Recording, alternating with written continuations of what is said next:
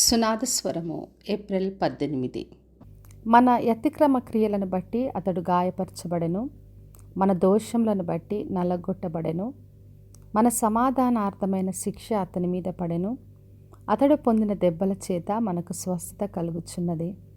యెషయా గ్రంథము 53వ అధ్యాయము 5వ వచనం. యేసు ప్రభు శిలువలో చేసిన బలి అర్పణ గురించి మనం ఈ రోజున ధ్యానిస్తున్నాం.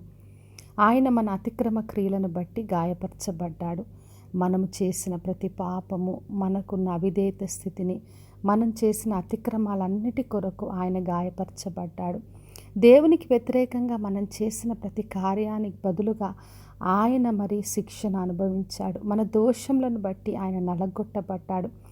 మన సమాధానార్థమైన శిక్ష అతని మీద పడనని రాయబడింది. మరి దేవునితో మనము సమాధాన స్థితిని పొందడానికి కొరకు మనకు బదులుగా ఆయన శిక్షను అనుభవించాడు. ఆయన శిలువ పైన వేలాడబడ్డాడు. అతడు పొందిన దెబ్బల చేత మనకు స్వస్థత కలుగుచున్నది రాయబడింది. మరి ఆయన పొందిన దెబ్బల ద్వారా మనం ఈ రోజున స్వస్థతను పొందుకుంటున్నాం. ఆయన ద్వారా, ఆయన రక్తం ద్వారా మనకున్న ప్రతి అతిక్రమలు, మనం చేసిన ప్రతి పాపం నుండి విడుదల, విమోచన మనం పొందుకున్నాం. మరి మనము గొర్రెల వలె త్రోవ తప్పి తిరుగుచున్నప్పుడు దేవుడు మనం చేసిన ప్రతి దోషము అతని మీద మోపి మనకు బదులుగా యేసుక్రీస్తు శిక్షను అనుభవించి మనకు విడుదలను, విమోచన కలగచేశాడు.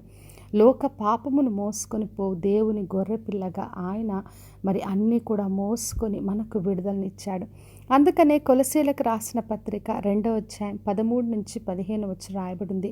మనకు విరోధంగా ఉన్న పత్రములను, మనకు అడ్డముగా ఉన్నవన్నీ కూడా ఎత్తివేసి అన్నీ కూడా సిలువలో మేకులతో కొట్టి ఆయన మరి మనం చేసిన అపరాధములన్నింటినీ క్షమించి సిలువలో జీవోత్సాహంగా వేడుకగా కనపరిచాడని రాయబడింది.